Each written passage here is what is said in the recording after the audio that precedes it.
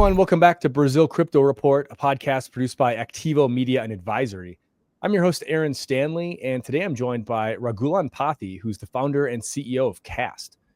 KAST is a super exciting stablecoin neobank that's been gaining a lot of traction in Brazil and Latin America, and we're going to be diving into that today. Before we do that, I want to give a quick shout out to our show sponsors. We have Avenia, which is building seamless infrastructure for cross-border payments in the Americas. And we have P2P.me, which offers simple and decentralized fiat on-ramping to USDC. We'll be hearing more about both of them later in the show. With that, I'd like to welcome Rags to the show. Great to have you here. Great to be here. Thanks for having me. Yeah, absolutely. So to get started, I would love for you to give us maybe the elevator pitch, the TLDR for what is KAST? What are you building? So KAST is a bank-like platform for, I would say, crypto native people who are part of the global economy. They sell and buy and sell goods and services, and also people who work remotely as well. So we feel like now the internet has been around for 30 years. There's a significant population of people who are not like dependent on a single country, and they need a new style of banking platform. Their local bank probably just doesn't cut it. I think one thing that's different with us is that you can send and receive cash, you can send and receive stablecoins and crypto, you can send payment links. But at its core, it still does the thing that most people want out of a bank, which is that you have, like a cash account, a savings account, and a card, right? But it's in this new world, which mixes all the different things that you can actually get out of a single account. I love that. So you've earned the title online of stablecoin guy. I'm hoping you could maybe tell us a bit about that and maybe how you earned that title. And then tell us a bit about your background in the space as well, because I know you spent some time with Circle and some other places that are quite relevant. And so tell us a bit about that, and then tell us what was like the inspiration to start KAST. Yeah, absolutely. The stablecoin guy, I think I just so I don't know exactly how it happened. Maybe I self-appointed it. But I've been in stablecoins for around 5 years. Prior to starting KAST, I set up and ran Circle's Asia business, and so was quite deep there, and was generally in and around stablecoins for a while. I've had a macro thesis around why stablecoins are the biggest things in crypto for a long time. When I came to work in crypto, I had a career in Web 2, like Zoom, Facebook, Amazon before that. And when I came into crypto, I think everyone was just super focused on trading and NFTs and memes. And I was like, look, everyone's missing the biggest opportunity. The biggest ham opportunity is actually stablecoins, or rather what you can do with stablecoins. And I write a lot on LinkedIn, actually weirdly less these days because my job of running KAST is actually so busy. But yeah, I've been writing a lot around why stablecoins are so impactful. That's how I owned it. Through my experience at Circle, great company, obviously came to understand a lot about the stablecoin business, who the different players are, how they're adopted in different parts of the world. And I think that inspired me to think about building KAST because, as I have often said, like stablecoins are great. There's, 3 or 4 big ones out there. But the real use case is making it usable for people so they have an alternate to their current banking platform. And that's really what we're trying to do with KAST. We felt it hadn't been done properly. You have a pretty clumsy experience when you have a wallet or exchange. People want a bank-like experience, and that's what we're doing. And then, so you guys launched in 2024, if I'm not mistaken, fairly recently. And it seems like you found product market fit quite quickly. So I was hoping you could give us some color on like just what that first year or so of the journey has been like, and what you've accomplished, and maybe what some of those like highlights of the first year have been. Yeah, absolutely. We launched in July 2024. I left Circle earlier in 2024. Actually, I kind of was like going to retire, and because I was so cooked from like traveling, I was just like, I need a break. I've been working for like 10 years, and then of course, very hard to sit still. And so the year has been. Look, I think for entrepreneurs, if you're looking at it, like getting product market fit almost immediately is extremely rare, right? And so that's been amazing. We've had 500,000 downloads of the app. We have a very, very sticky user base. Something like 64% of users use our platform weekly, 30% use it daily, which is in the S tier of like stickiness for a neobank. And so yeah, the year has been crazy. We're 14 months operating, 14 months. We've crossed 20 million ARR. We grow roughly 20% every month. Some months more, some months less, but that's roughly where we're at. But when you compound that, it becomes very, very significant. It has been, not. I think externally, founders have this habit, myself included, of saying like everything's going smoothly, everything's going fine. But it certainly has not been that way. We've rebuilt the app 3 times. We had times when we couldn't manage all the fraud. We shut down like 50 countries that we were operating in because we just couldn't manage the volume and the fraud or like compliance. And, until we just were too small and too young, obviously had to raise money in between. So it's been a pretty hectic year. It's been a pretty roller coaster ride for 14 months. But, we have a very hardworking team. I'm not shy about it, that we hire people who want to come here probably for less work-life balance, because you'll find yourself working between 60 to 100 hours a week, not because I'm like someone who breathes down people's throat. I actually don't care what time people clock in and clock out, but there's just so much to do. The market opportunity is huge. The amount our build pipeline for our products is very long. And I think it's a race, frankly. There's a race to build this global bank-like platform that has the most connectivity, etc. And so, yeah, that's what we're trying to do. I look relatively fresh right now, but I think that's just because I had a shower and a shave just before. If you saw me, like, I think an hour ago, I was like looked in full founder mode, scruffy, and it's a busy time. It's a busy time. So, well, let's talk a bit more about the features of the product itself. Maybe kind of walk us through like what are kind of the core kind of functionalities at this point, and then how are people using it? Maybe how are people using it? Maybe that's maybe like different than what you expected them to use it for, or maybe give some early feedback on just what that reception's been from the user base. Yeah, at its core, our proposition was extremely simple. You deposit stablecoins. We didn't even accept crypto for the first year or so. You deposit stablecoins, USDC, USDT, a few chains. You use a card. It sounds extremely simple, but if you want to make it work for like 150 plus countries, you want to have the licensing underneath. There's so many nuances from Apple Pay and Google Pay, how the app works, how you do KYC and all of that. It's actually very difficult. So that's how we started. Deposit stablecoins, spend it on a card. The card has an amazing experience, works 99% of the time. It's a secured credit card. It's secured by the amount of stablecoins you have. And then we evolved it so you can deposit crypto. You'll now have earn on the product, so you can earn money for your stablecoins as well, so you can keep more there. And what we're doing now is essentially molding it into much more like a bank-like platform. So you can open a US dollar account on there now, virtual account, and soon a euro one as well. But at the moment, like, you use the main platform, which looks like a card platform where you deposit stablecoins or crypto, you spend on your card. What we're now moving towards is defaulting, so pretty much everyone will have a virtual US dollar and euro account opened by default, right? And so it feels a lot more like having a bank, right? Because you can send your bank account number to someone, they can send you money, or you can send out both ways as well. And you still have the card. We're also adding things like pay to wallets as well. So large parts of people in Asia and Africa in particular, their banking version is like a local wallet. So you'll be able to send to that. You'll be able to send payment links. And of course, we'll also be adding business as well. So a lot of people are small businesses, a few people. So they may have a business name, and so they want to open an account in the business name as well. So that's sort of where we're going. Still pretty simple, but huge demand for it. Right? There's literally hundreds of millions of people who need this immediately, and probably 3 billion people in the world who want just a USD account, and outside of the US don't actually have one.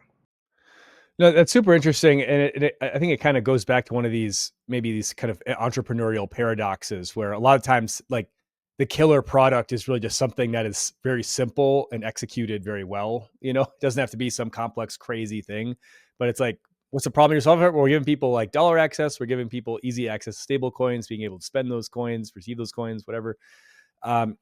Maybe talk a bit more about like the profile of kind of like your core users right now, or like are these maybe more of like kind of crypto native people that may have just be sitting on like a pile of stable coins from trading or whatever, and to off ramp would be kind of a hassle for them, but it's easier if they could just spend via card, then that's a nice solution for them.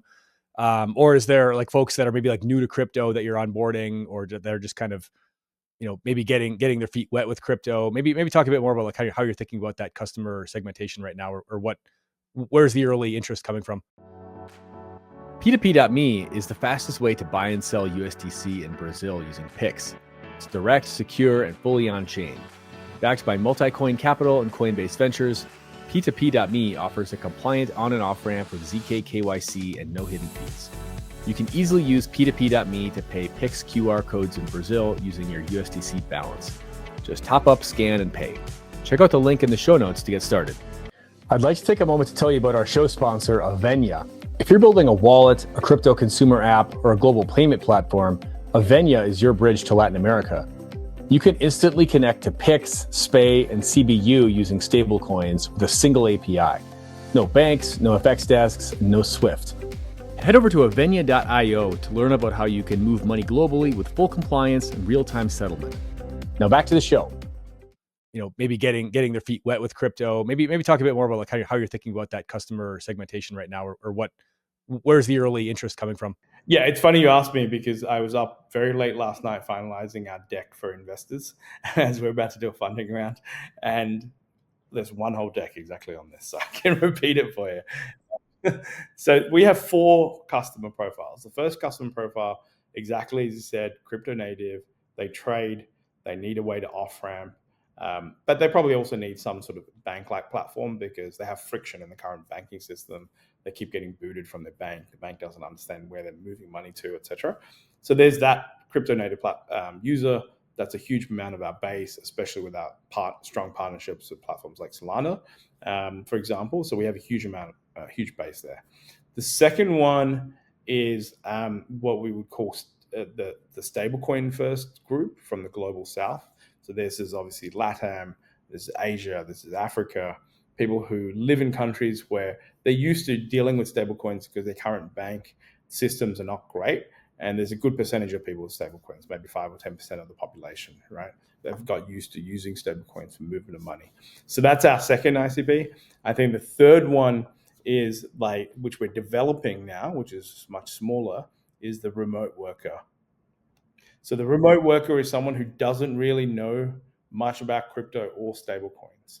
And they're the ICP we're going after by adding bank accounts, virtual bank accounts, by adding payment links and other ways to move cash. So they can basically use the platform, not having any stablecoins, not knowing about crypto, or not even caring about it. And that's the third one we're developing. It requires us to do a lot more plumbing in terms of how you can move money in and out of the platform, but that's what we're developing.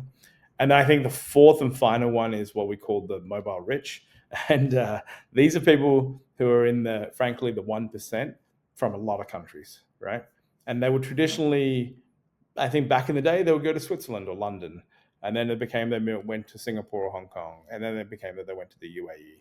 And now they actually don't need to go anywhere because, and I call this like the virtual nation state of Switzerland, maybe. And so it's like the people who are earning pretty good money, between 100 to 500,000 US dollars. They live, maybe in a developing market, but their lifestyle and their income is much more like a developed country. They maybe live in multiple places. They may work remotely. They may not have a single residency, typical residency. So there's a population of them, probably around 10 million people, but probably which will become 100 million pretty quickly, who are pretty significant as well and require a different type of bank. Right. So those are folks that for them it might be easier to use something like KAST than it would be to have just like multiple bank accounts set up in like all these different countries that they're frequenting, or even maybe you still have these bank accounts in Switzerland and the US and the UAE, but having something like KAST as a way of just sort of ease of spending in your daily usage, your daily consumption needs or whatever, paying bills, buying stuff at the store or whatever. Sometimes it's a little easier just to have one one card, one product that you can just use anywhere you're at, right? And then maybe you leave. Yeah, well, these people are kind of not understood by the financial system, because the financial system is, but tell me what country you're in. I live across 2 countries, and I travel to a lot more, and so it doesn't, like, for me, I live in Singapore, one of the best places for banking. My other place that I spend a lot of time is Australia, both great banking places, but I still get calls from my banker just going, explain this transaction to me, and why are you moving money? Why is there so much money moving between Australia and Singapore? Like, for me, I just think of it as like, I got 2 bank accounts, I'm in 2 different places, I should just be able to move money freely. But you're still going to get the calls because they don't understand your kind of profile, right? A person who just lives in different places and needs to move money around. It doesn't fit their mold. It doesn't fit all the systems that they developed. And so we're building the platform for people like that. We understand that kind of user. That is our native user, right? It's not the person who lives in a country and has a house and has lived there in the same house for 10 or 20 years. That's not our customer. The local banks can deal with that. But there's a different type of customer that is global and mobile, which we're trying to serve. Yeah, I think anybody who's probably spent time across multiple, I mean, just myself, I don't know if I put myself in the global 1%, but like I do spend, time in multiple countries, and have multiple bank accounts in different countries. And it does come to be a hassle, right? Where it's like, you get these kind of compliance checks of like, why are you sending this money here? Like, why are you spending this money in this place when you're supposed to be here? And like the traditional financial system is just like not necessarily, there's not like a box or like a, kind of it doesn't really fit very well to like just but this profile person doesn't really fit well in that kind of existing framework.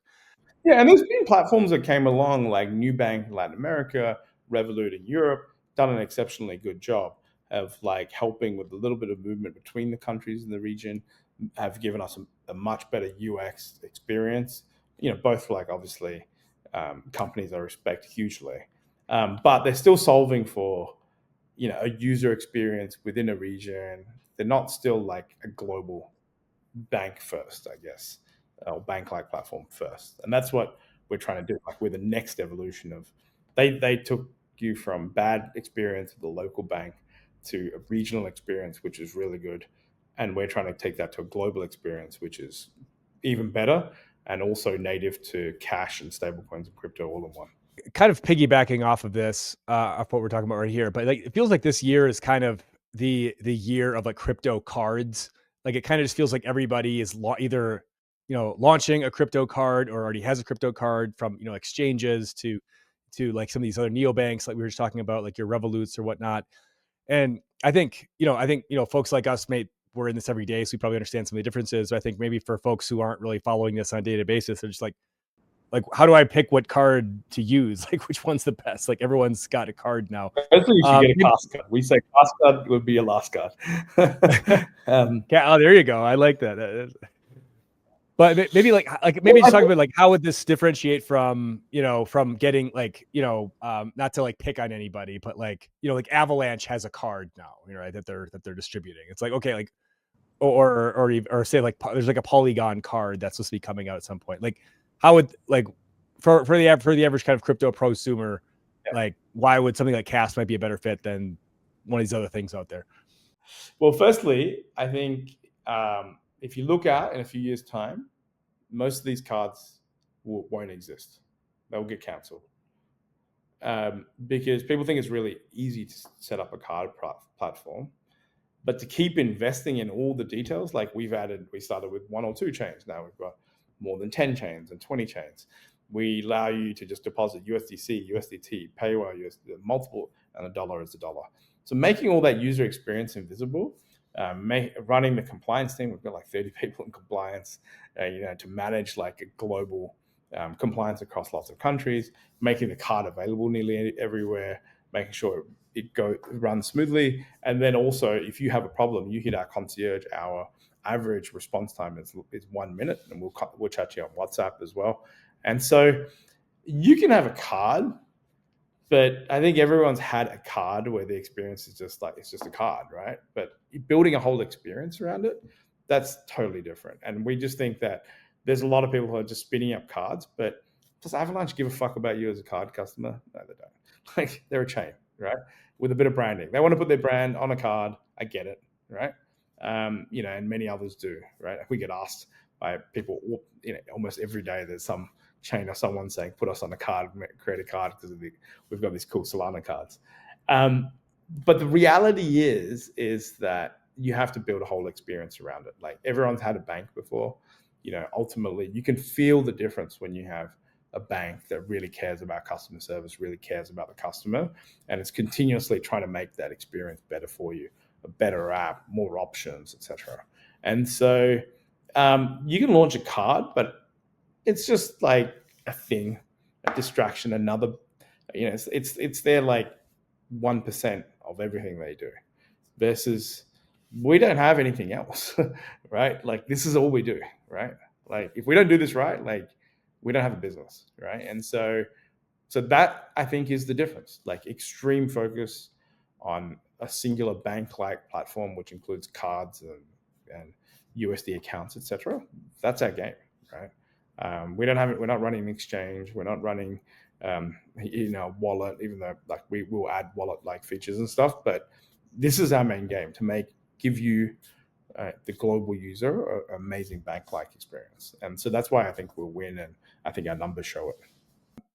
We actually did a panel together at Blockchain Rio with Luca Prosperi from M0, and I know you guys are actually have your own. I can't remember if your own stablecoin is live using M0 infrastructure, or it will be launching. But maybe talk a bit about that, like why it is live. Okay, but maybe talk a bit about like what's the play here, like why are you doing this, and then why? I mean, I guess I'm a M0 fan, so we'll give them a plug here. But like, why are you using M0 as the platform to launch this? So I mean, I think we were looking at a lot of the different platforms. So I was like, who am I going to bet your horse on, right?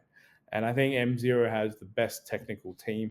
Not only Luca, but they also have Joao, who was a peer, at Circle. They call him the godfather of USDC. They just think so much deeper around stablecoins. And so I think if you're going to bet your horse on someone, I'd bet it on M0. Just because stablecoins are going to evolve, you're going to need a lot more features. I think they're the right partner to make it all happen. The second thing I think is that the reason we're doing it is you don't need another stablecoin, frankly, right? But there's things that you need from a stablecoin. For example, you want to be able to deposit any stablecoin, any chain, and it just becomes a dollar, right? And so it's actually part of our stack along with swaps and a part of like this composability of stablecoins. And that's the main reason we're using it. At the moment, we can do it sort of custodial. But what we want to do with this is, so you deposit USDC, T, PYUSD, whatever, and you get USDK, but you can see it on chain. Like, hey, this is you got $1,000 in your KAST account. You can see the $1,000 there. So that's kind of where we're moving it to. And we couldn't really, we felt like doing it ourselves, working with M0 was the best way to achieve this. And then it looks like you guys have been targeting heavily the emerging markets, global south, with like your initial go to market over the last year. And we talked about this a little bit earlier in the customer segments, but maybe pivoting the conversation here to talking about Brazil and Latin America. Maybe just talk about like what value do you see a product like this bringing to users like in this part of the world, and maybe what's been the reception from early users so far. So I think there's a couple of things, right? So firstly, I think whether it's Brazilians or others, they're in search of a global bank-like experience. Maybe a lot of them have accounts in the US or other places, but that comes with challenges. If you're not a local resident, you can continuously getting your bank account shut down, etc. So they're looking for a bank-like experience because a lot of Brazilians and Latin Americans are very global, or they work for companies in other places, so they want to get paid in stablecoins, etc. Right? So there's a huge bucket around that. The second thing I think that we've done better compared to others is we've actually built a brand and we've created status, right? Like it's no secret that you get the virtual card for free, but there is $1,000 a year level. There's even a $10,000 a year level, right? And I think Brazilians like shiny things, and so do people in Latin America. I think what the mistake that many have made was that they've just presumed that people need stable coins. I think the mistake that thing that people don't understand is that they just think stablecoins and they think people who don't have money and are remittance, right? Which I think is actually not true, right? There's of course a large user base for that as well, but there's actually a big user base of people who, like I said, have more money, they're upwardly mobile, they're global, and they want a different style experience because their alternatives are American Express or others, right? And they want a crypto version of that. And I think that's what we've been able to execute. And I think that drives a lot of brand loyalty, for people in Brazil and other places as well, because they're like, okay, this is a cool. I want to show people I've got a KAST card, right? Because it's a cool brand, And we invest from day one. Our agency record is Boundary LA, agency out of Los Angeles, and we've invested a lot in brand, and we're investing even more in brand in the upcoming, especially after our next funding round. We'll be going deeper and deeper on brand, right? Because ultimately, like you're going to have a lot of options, right? But people are human, and they want to have a brand that they love. They want to feel like they get the best user experience from that brand. They want to feel like it's something shiny that they want to show your friends. This was the big takeaway from the NFT phase in 2021, right? It's like people they'll pay absurd amounts of money to have this little like pixelated image as their Twitter profile picture, right? Exactly. So I mean, what you're mentioning here is super interesting because it was kind of at Blockchain Rio where we first met, a month or so ago. I had kind of the same realization where I'd always kind of thought of stable coins as like, okay, it's remittances and it's, there's a lot of this kind of cross-border B2P payment stuff going on, right? Which is obvious. There's obviously a lot of like value there. That's a lot of product market fit that we're finding there. But I hadn't really realized that there was such a interest and demand from kind of the consumer facing products, like what you guys are building. And even, I think I did a panel with like the Red Dot Pay guys who have something similar. And I just hadn't realized that there really is like a big market for just consumers who want this type of experience. And I think every time I walk past your stand at Blockchain Rio, it was just completely packed, like full of people, which obviously looks That's like a pretty also good because we also threw the hottest party at Blockchain Rio. So well, that helps. That helps. That helps too. Yeah. That helps too, but it feels like, okay, that's a pretty good indicator of that. Like, okay, there's something here that people are wanting, they're coveting. And I know you guys just launched Pix also, like a Pix integration. Yeah. So, I mean, I'd be interested in kind of hearing a bit more on like, like, are there any other kind of like localized features, that can, or maybe even as you're trying to roll this out into different markets, whether it's Latin America or elsewhere, how do you kind of make this thing like kind of localized so that it really is a global product, but you're trying to localize it for each market as well? So I think obviously Pix is a big thing for Brazil, and we're partnering with Bitso actually to get rails in lots of parts of Latin America, Colombia, Mexico, Argentina, and then other parts as well. So Pix is definitely big. I think obviously it can't be in English; it's got to be in Portuguese, Brazilian Portuguese specifically. So there's going to be a Portuguese version of the app. We're actually changing the app into 30 different languages, so people have a lot of different languages. Partnering someone to help with that. And then the third thing is customer support at the moment.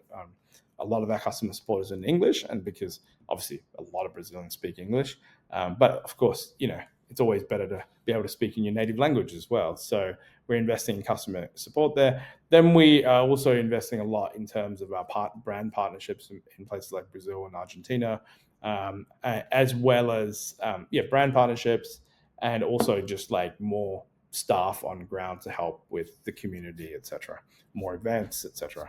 So so I think we want people in Brazil. I mean, this is the Brazil crypto report. We want people in Brazil to feel like this is a brand that they own. It is definitely one of our biggest markets.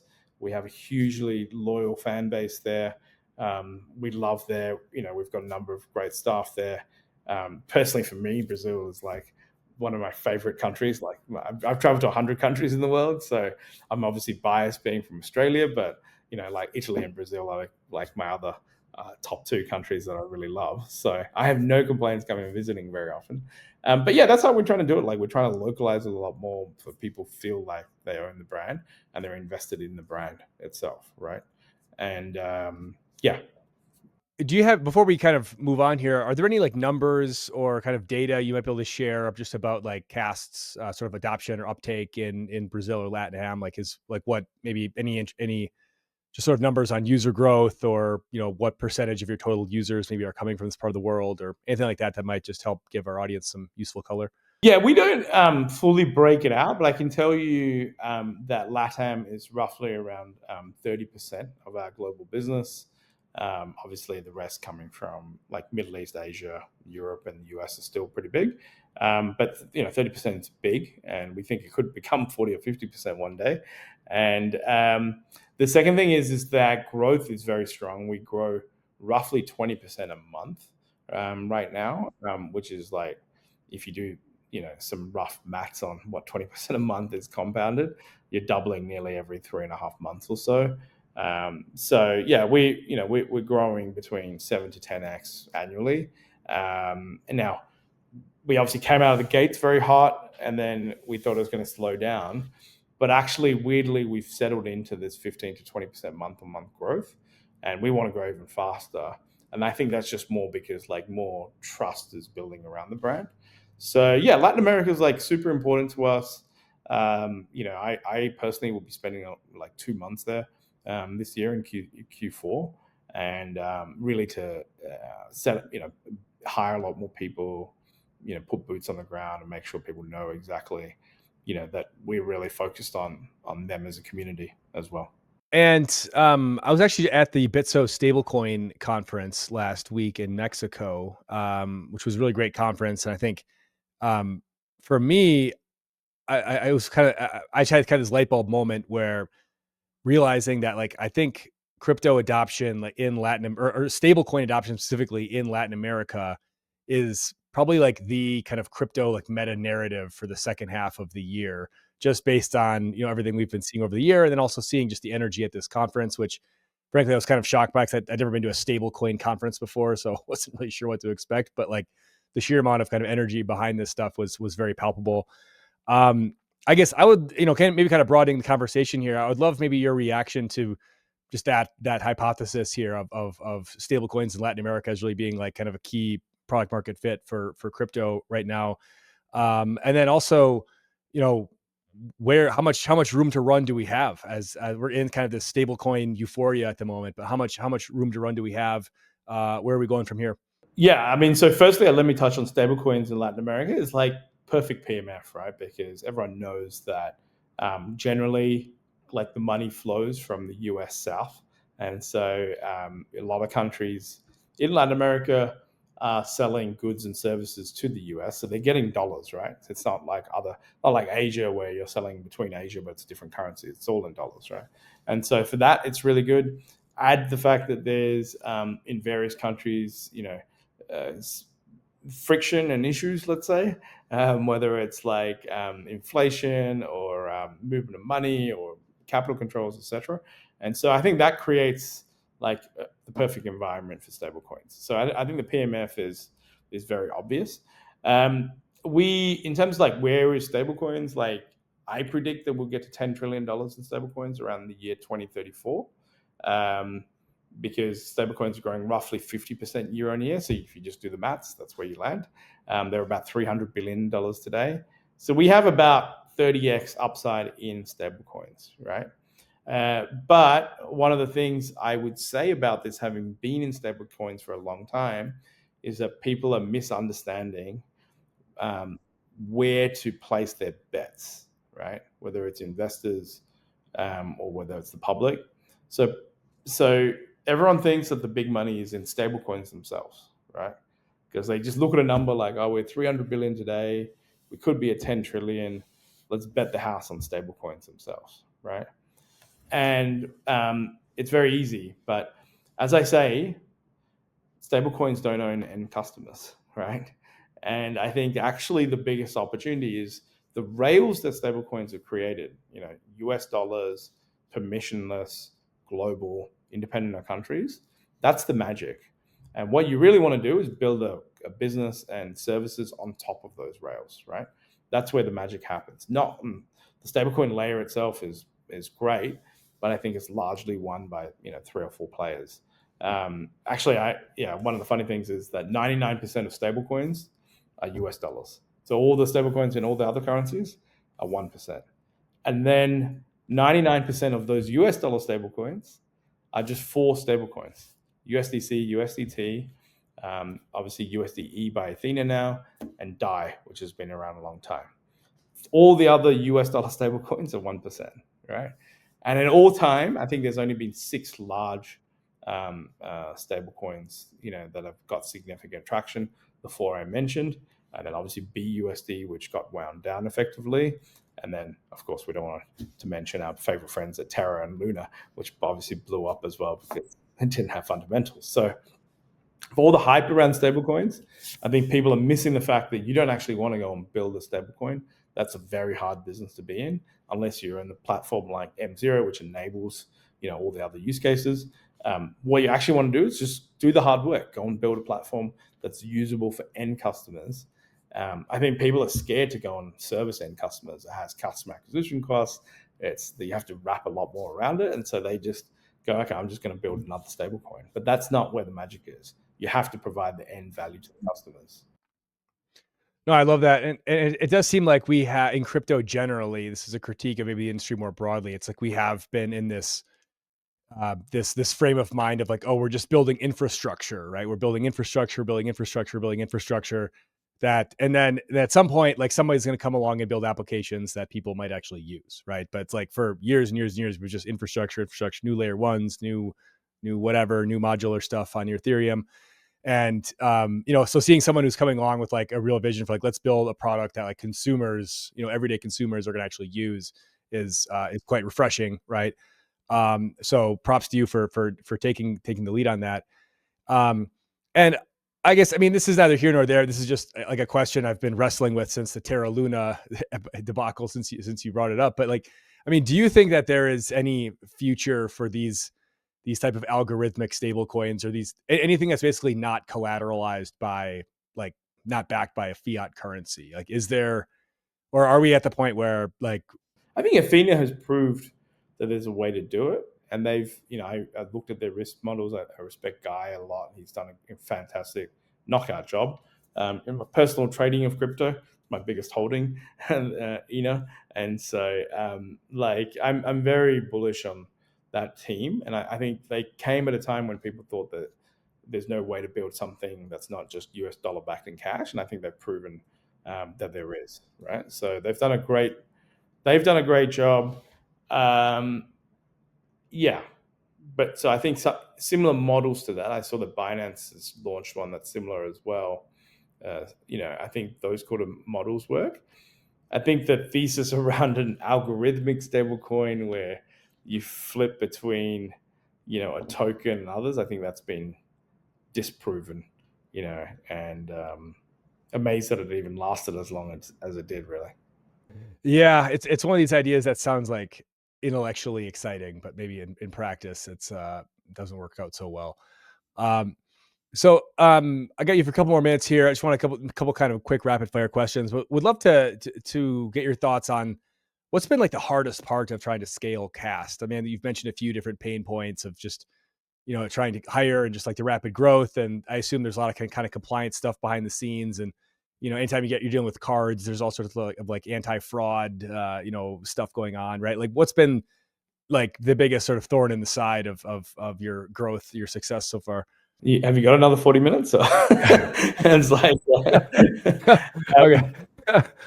it's a whole cycle, right? So when I presented the idea of a stablecoin bank to investors, most didn't believe it. They're just like, this is not, don't build infrastructure, don't build an app. How are you going to get through CAC? How are you going to find PMF? So you go through the disbelief stage, right? So then you got to go and build it. And then when you go and build it, you got to go through all the, what I explained earlier. I won't repeat myself around how hard cards are. Then you're going to get hit with, this is also another reason I don't think 80% will survive, because you're going to get hit with hardcore fraud. You're going to get hit with like bad actors going after you. We got hit with a lot, like SMS pump fraud, people trying to drain you just based on SMS fraud, which is just, by the way, like a way for them to earn money using your Twilio.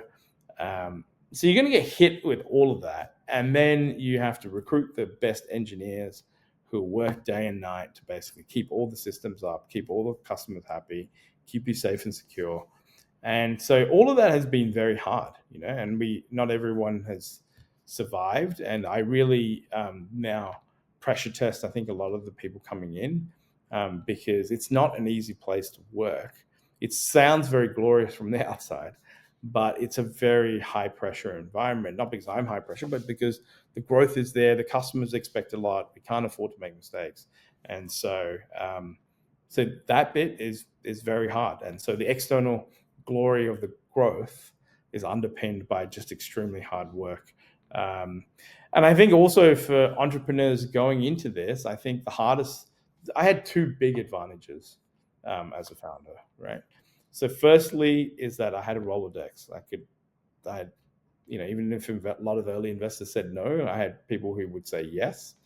And I had a Rolodex of people I could hire or I could basically bring onto the mission to come and work hard, because of my, because of being the stablecoin guy and having put a lot of work around that. People were curious. And so we don't really hire we do put job ads out, but we don't use recruiters because we want people to lean into us as a company and come hunting to us for a job, And so those two things are very hard. And the third thing is just building partnerships, having a Rolodex through which you can build effective partnerships with people like Solana and others.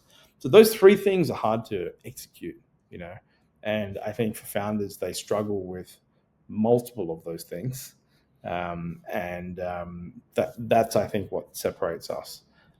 We also, I think, are very focused on having a winning culture and work extremely hard, because I think, this is what you can leave on, that I personally believe, as crazy as this sounds to everyone, because we're 1/200th or 1/500th of this now, that we can build $100 billion company, right?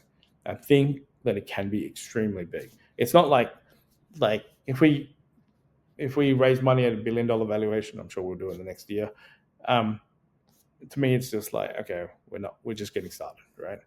I think the opportunity is just that gigantic, but it requires very precise execution and having the best people and having the best vision and being able to deliver on it. So yeah, what can I say to founders? Go for it, but don't do it. Don't do it for a lot easier ways if you want to make money. Honestly, go and get a job at a big corporate and get paid tons of stock. And I've worked at Facebook and places. Much easier life compared to what I've got now. This has really been really helpful. Really appreciate your time. It's just been fascinating hearing about your growth trajectory and the product market fit you've been able to find. And I just want to congratulate you on success so far. And I just want to thank you for, as I mentioned earlier, just being really laser focused on building an actual kind of consumer app. It just feels like that's been a kind of a black hole in crypto lately, is folks just really building with the end user in mind. So congratulations on all that. I know you mentioned you're going to be spending quite a bit of time in Latin America over the last few months of the year. Yeah, maybe just give folks, how can folks find you if they want to get in touch, or if they want to work with you on, or if you want to learn more about what KAST is doing or get involved somehow. Yeah, absolutely. So our website is KAST.xyz.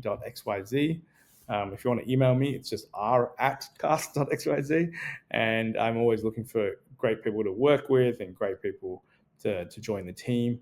I'll be personally doing a bit of a tour around Latin America, spending more time there. It's no secret that it's also summer by the time I arrive, and I'll be enjoying the best of the summer and everything that Brazil has to offer. So yeah, I'll be around in Sao Paulo, Rio, and many other parts of Brazil as well as Latin America. I think just one final note is that just a huge appreciation to the Brazilian community. It's been a favorite country of mine since I was very young. I was actually just kind of pinching myself, personal note, that we have such a strong user base there. I was just I didn't honestly in my wildest dreams, especially when I was starting KAST, remotely think that Brazil, a country that I love so much, would actually end up being one of our biggest user bases. So huge thanks to the team, everyone who supports us out there. I love you guys. We will invest very heavily and do everything we can to make KAST really work for the Brazilian community in particular, both Brazilians in Brazil as well as Brazilians globally. And we'll throw many more cool parties, and we'll make them bigger so more people can attend, because I think we didn't have enough slots at the last one. Amazing. Well, Regs, that's great. Really appreciate your time. Appreciate your enthusiasm for the Brazil market here. And yeah, hopefully we'll catch you in real life again in a couple of months on your tour through the region. So thanks again. And thanks everyone for watching, and we'll see you next time on Brazil Crypto Report.